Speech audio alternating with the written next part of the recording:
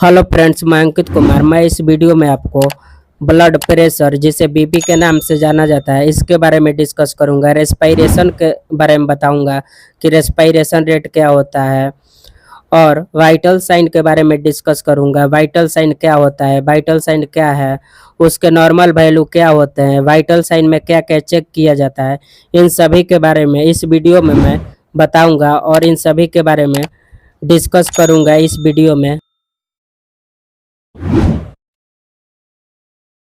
Introduction of BP. दोस्तों, अब हम आपको ब्लड प्रेशर के बारे में बताएंगे, जिसका शॉर्ट नेम है बीपी। और बीपी का फुल फॉर्म होता है ब्लड प्रेशर। अब हम इसके बारे में बताएंगे full form of BP. BP का जो फुल फॉर्म होता है ब्लड प्रेशर होता है। Next, the pressure of blood is called BP. रक्त के दबाव को बीपी कहा जाता है। जो रक्त होता है उसके दबाव को बीपी कहा जाता है, यानी रक्त के चाप को बीपी कहा जाता है या रक्तचाप कहा जाता है। Normal value of BP. BP का जो नॉर्मल मान होता है, यानी जो ब्लड प्रेशर का नॉर्मल वैल्यू होता है 120/80 mmHg होता है। रक्तचाप का सामान्य मान 120/80 mmHg होता है। बीपी यानी ब्लड प्रेशर को हिंदी में रक्तचाप के नाम से जाना जाता है, और जिसका नॉर्मल मान 120/80 यानी 120/80 mmHg होता है। एचजी मतलब पारा। नेक्स्ट, रक्तचाप में दो माप होते हैं, सिस्टोलिक और डायस्टोलिक। रक्तचाप में दो माप होते हैं, सिस्टोलिक और डिस्टोलिक। ब्लड प्रेशर का नॉर्मल मान 120/80 mmHg होता है, जिसमें 120 सिस्टोलिक और 80 डायस्टोलिक प्रेशर है। और ब्लड प्रेशर को मापने के लिए स्फैग्मोमैनोमीटर और स्टेथोस्कोप का उपयोग किया जाता है। जब भी किसी भी पेशेंट या किसी भी व्यक्ति का जब ब्लड प्रेशर नापना रहेगा, तो उस समय स्टेथोस्कोप और बीपी मशीन का उपयोग किया जाता है, जिसको स्फैग्मोमैनोमीटर के नाम से जाना जाता है। स्फैग्मोमैनोमीटर और स्टेथोस्कोप का उपयोग किया जाता है और बीपी को मापा जाता है।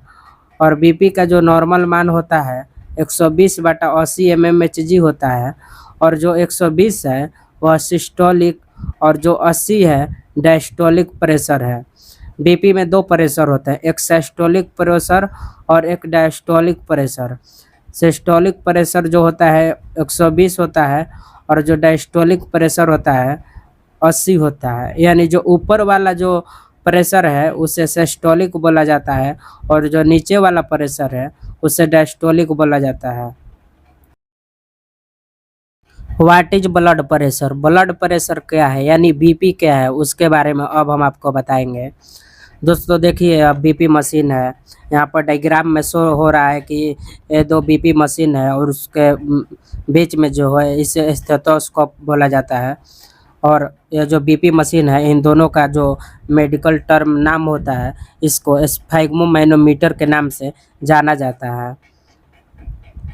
The force of the blood moving against the walls of the arteries is called blood pressure. Blood pressure is taken using two measurements, systolic and diastolic. धमनियों की दीवारों पर घूमते हुए रक्त का बल रक्तचाप कहलाता है।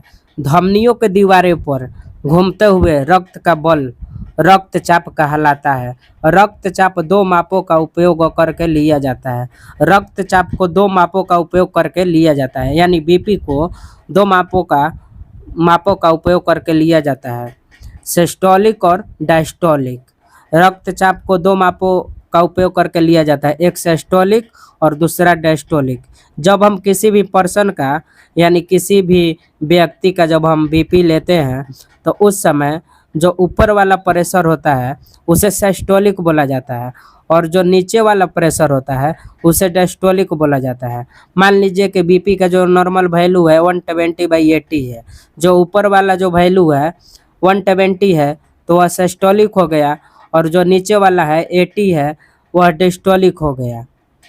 तो उस वैसे ही बीपी में दो मान होते हैं, दो माप होते हैं, जिसमें एक सिस्टोलिक होता है और दूसरा डायस्टोलिक होता है।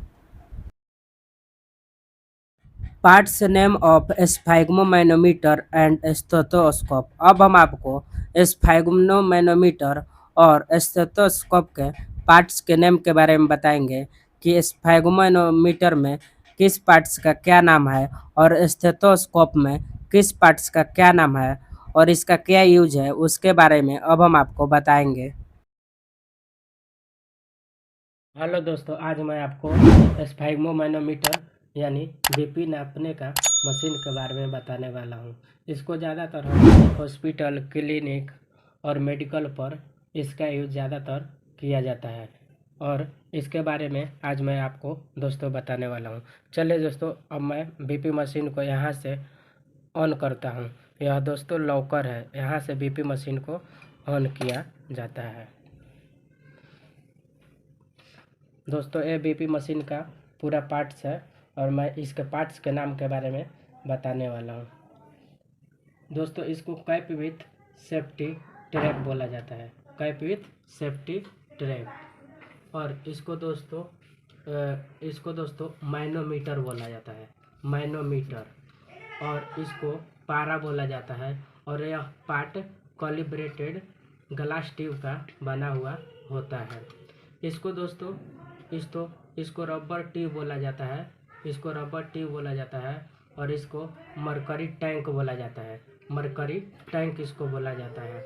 और इसको दोस्तों मरकरी स्टॉपर यानी मरकरी को लॉक करने वाला यह लॉकर होता है, जिससे मरकरी को लॉक यानी ऑन ऑफ किया जाता है।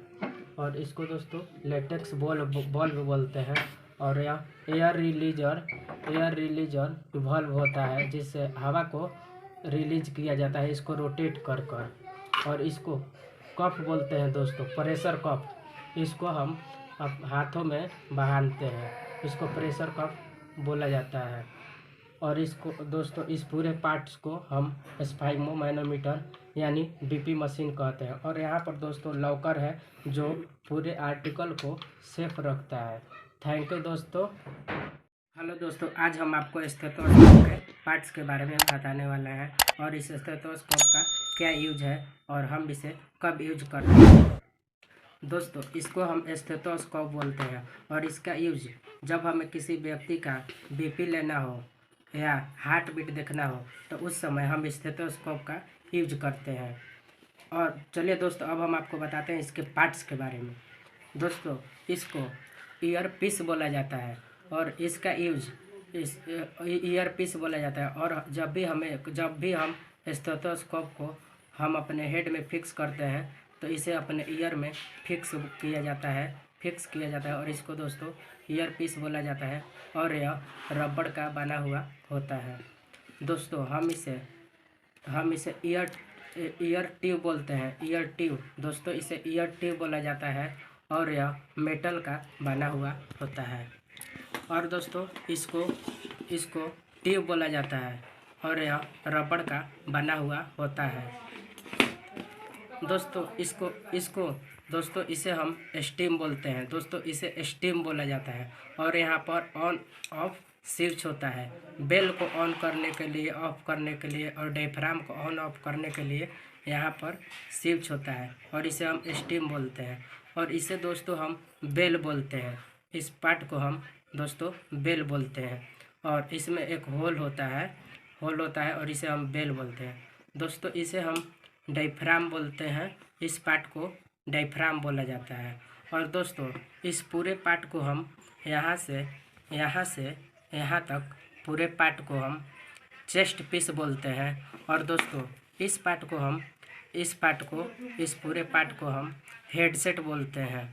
और दोस्तों जब हम स्टेथोस्कोप का यूज करते हैं तो स्टेथोस्कोप को इस तरह से होना चाहिए और ये वाला भाग ऊपर उठा हुआ होना चाहिए, ताकि हम स्टेथोस्कोप को सही तरीके से अपने हेड में फिक्स कर सकें और अपने ईयर तक इसको अच्छा से फिक्स कर सकें।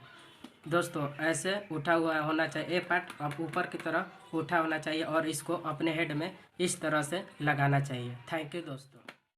Introduction of respiration. Respiration rate क्या होता है उसके बारे में अब हम डिस्कस करने वाले हैं। Respiratory rate is the rate in which the number of breaths a patient takes per minute is measured. श्वसन दर वह दर है जिसमें मरीज प्रति मिनट कितना बार सांस लेता है उसी को देखा जाता है। श्वसन दर वह दर है जिसमें मरीज प्रति मिनट कितना सांस लेता है उसी को देखा जाता है।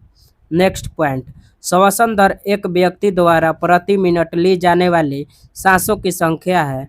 यह हर दर आमतौर पर तब मापी जाती है जब व्यक्ति आराम कर रहा होता है और इसमें बस एक मिनट के लिए सांसों की संख्या गिनना शामिल होता है, जिसमें यह गिनना शामिल होता है कि छाती कितनी बार ऊपर उठती है। दोस्तों, श्वसन दर यानी रेस्पिरेशन रेट चेक करने के लिए पेशेंट को सुपाइन पोजीशन में लेटाना होता है, यानी पीठ के बल उसको लेटाना होता है और उसमें हम जब व्यक्ति वह सांस लेगा तो हमको यही गिनना है कि छाती या पेट कितना बार ऊपर जा रहा है या कितना बार नीचे आ रहा है। किसी में से एक ही को गिनेंगे, या तो ऊपर उठने की दर को गिनेंगे या तो नीचे जाने की दर को गिनेंगे, यानी कितना बार फूल रहा है और कितना बार पचक रहा है। तो जो फूलने वाला है उसको गिनेंगे या तो जो पचकने वाला है उसको गिनेंगे, यानी कितना बार उठ रहा है छाती या पेट और कितना बार नीचे जा रहा है, यानी अप और डाउन कितना बार हो रहा है। या तो अप वाले को गिनेंगे या तो डाउन वाले को गिनेंगे, किसी एक ही को गिनेंगे और उसी को रेस्पिरेशन रेट कहा जाता है। और जब भी रेस्पिरेशन चेक करना रहता है तो ऐसे ही चेक किया जाता है। Next, the normal value of respiration is 12 breath per minute to 24 breath per minute. श्वसन का सामान्य मान 12 बर्थ पर मिनट से 24 बर्थ पर मिनट तक होता है। जो श्वसन का नॉर्मल वैल्यू जो होता है वह 12 बर्थ पर मिनट से 24 बर्थ पर मिनट होता है, यानी रेस्पिरेशन का जो नॉर्मल वैल्यू होता है वह 12 बर्थ पर मिनट से 24 बर्थ पर मिनट होता है। Define of respiration. अब हम आपको रेस्पिरेशन के डेफिनेशन के बारे में बताएंगे। रेस्पिरेशन क्या है उसके बारे में अब हम डिस्कस करेंगे। The respiration rate is the number of breaths a person takes per minute. The rate is usually measured when a person is at rest and simply involves counting the number of breaths for 1 minute by counting how many times the chest rises। श्वसन दर एक व्यक्ति द्वारा प्रति minute ली जाने वाली सांसों की संख्या है। यह दर आमतौर पर तब मापी जाती है जब व्यक्ति आराम कर रहा होता है और इसमें बस 1 मिनट के लिए सांसों की संख्या गिनना शामिल होता है, जिसमें यह गिनना शामिल होता है कि छाती कितना बार ऊपर उठती है। दोस्तों, श्वसन दर जो होता है यानी जो रेस्पिरेशन रेट होता है इसको कैसे चेक करेंगे। सबसे पहले जब कोई भी पेशेंट आराम कर रहा होता है यानी बेड पर लेटा हुआ रहता है तो उस समय हम यही देखेंगे उसका छाती या पेट यानी चेस्ट या एब्डोमेन कितना बार ऊपर नीचे हो रहा है, यानी जब वह सांस ले रहा है तो कितना बार उसका चेस्ट और एब्डोमेन यानी दोनों में से कोई कितना बार ऊपर या नीचे हो रहा है। या तो ऊपर होता है तो उसको गिनेंगे या तो नीचे जाता है तो उसी को गिनेंगे। दोनों में से किसी एक ही को काउंट किया जाता है यानी गिना जाता है, या तो ऊपर आने वाली संख्या को या तो नीचे जाने वाली संख्या को। यानी जब उसका एब्डोमेन नीचे जाएगा तो उसको गिनेंगे या उसका एब्डोमेन जब फूलेगा तो उसको गिनेंगे। दोनों में से किसी एक ही को गिना जाता है और 1 मिनट में कितना बार वह ऊपर नीचे होता है उसी को देखा जाता है। केवल ऊपर वाले को काउंट कीजिए या तो नीचे वाले को काउंट कीजिए, यानी कितना बार फूल रहा है उसका एब्डोमेन उसको काउंट कीजिए या तो कितना बार पचक रहा है उसको काउंट कीजिए। दोनों में से किसी एक ही को काउंट किया जाता है रेस्पिरेशन रेट में। ऐसे ही चेक किया जाता है रेस्पिरेशन रेट को किसी भी पेशेंट या किसी भी व्यक्ति का। वाइटल साइन, अब हम आपको वाइटल साइन के बारे में बताएंगे।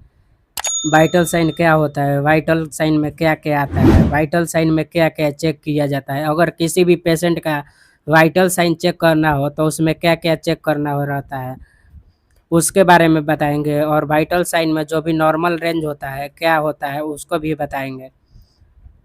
वाइटल साइन में किसी भी अगर पेशेंट का वाइटल साइन चेक करना रहता है तो उसमें temperature, pulse, respiration, BP, oxygen rate जिसे ऑक्सीजन सेचुरेशन के नाम से जाना जाता है, इन सभी को चेक किया जाता है।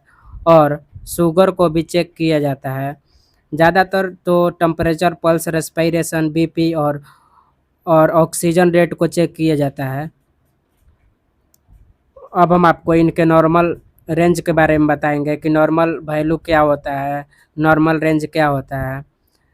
नॉर्मल टेम्परेचर, दोस्तों जो नॉर्मल टेम्परेचर होता है 98.6 डिग्री फ़ारेनहाइट और सेल्सियस में 37 डिग्री सेल्सियस होता है। सेल्सियस में 37 डिग्री सेल्सियस होता है नॉर्मल टेम्परेचर, और फ़ारेनहाइट में 98.6 डिग्री फ़ारेनहाइट होता है। जो भी बॉडी का नॉर्मल टेम्परेचर होता है 98.6 डिग्री फ़ारेनहाइट में होता है, और सेल्सियस में 37 डिग्री सेल्सियस होता है नॉर्मल टेम्परेचर बॉडी का। नेक्स्ट, नॉर्मल पल्स रेट, और जो नॉर्मल पल्स रेट होता है 72 बीट्स पर मिनट और रेंज में 60 to 100 बीट्स पर मिनट होता है। दोस्तों जो नॉर्मल पल्स रेट होता है accurate value 72 beats per minute होता है, और रेंज में 60 to 100 यानी 60 से 100 बीट्स पर मिनट होता है। बीट मतलब के बीटी बीट बीट को बीट्स बोला जाता है। जो बीटी जो शॉर्ट में लिखा हुआ है इसको बीट्स बोला जाता है, और पर मिनट बीटी को बीटी शॉर्ट्स में लिखा हुआ है यहाँ पर, इसे बीटी इस बीटी को बिट्स बोला जाता है। बिट्स या बिट्स या बीट बोला जाता है। नेक्स्ट, नॉर्मल रेस्पिरेशन रेट, और दोस्तों जो नॉर्मल रेस्पिरेशन होता है 12 breath per minute to 24 breath per minute. जो नॉर्मल रेस्पिरेशन रेट होता है 12 बर्थ पर मिनट से 24 बर्थ पर मिनट होता है। जो नॉर्मल रेस्पिरेशन रेट होता है 12 बर्थ, बी आर जो है ब्रीथ है, ब्रीथ बर्थ, इसे ब्रीथ बर्थ बोला जाता है। जो नॉर्मल रेस्पिरेशन होता है 12 बर्थ से 24 बर्थ पर मिनट होता है। नेक्स्ट, नॉर्मल ऑक्सीजन रेट, और जो नॉर्मल ऑक्सीजन रेट होता है 95% टू 100%। जो नॉर्मल ऑक्सीजन रेट होता है 95% से 100% होता है। नेक्स्ट, नॉर्मल फास्टिंग शुगर, जब व्यक्ति खाना वाना नहीं खाया रहता है यानी फास्टिंग में रहता है तो उस समय शुगर का जो नॉर्मल लेवल होता है 70 mg पर डेसीलीटर यानी 70 mg पर DL टू 100 mg पर DL होता है नॉर्मल फास्टिंग शुगर लेवल, यानी 70 से 100 mg पर DL शुगर लेवल नॉर्मल होता है फास्टिंग के समय। और आफ्टर मील्स नॉर्मल शुगर, यानी भोजन, अगर पेशेंट भोजन कर लेता है तो उसके बाद जो नॉर्मल शुगर लेवल होता है 100 से 150 mg पर DL होता है। जो नॉर्मल शुगर लेवल खाना खाने के बाद होता है 100 से 150 mg पर DL होता है। नेक्स्ट, ब्लड प्रेशर जिसे बीपी कहा जाता है, और जो नॉर्मल बीपी होता है 120/80 mmHg होता है। mmHg मतलब क्या है? मिलीमीटर पारा। जो mmHg है मिलीमीटर पारा, Hg मतलब पारा, पारा का संकेत है Hg। जो नॉर्मल ब्लड प्रेशर होता है 120/80 mmHg होता है। और इन सभी को वाइटल साइन कहा जाता है। ये सभी वाइटल साइन के अंतर्गत आते हैं। जब भी किसी भी पेशेंट का वाइटल साइन चेक किया जाता है तो इन सभी को चेक किया जाता है। और ज़्यादातर इसमें वाइटल साइन में पल्स, टेम्परेचर, रेस्पिरेशन और बीपी को चेक किया जाता है। और ऑक्सीजन लेवल को, शुगर लेवल को ज़्यादातर नहीं चेक किया जाता है। मगर ये सभी वाइटल साइन है और इन सभी को वाइटल साइन के नाम से जाना जाता है।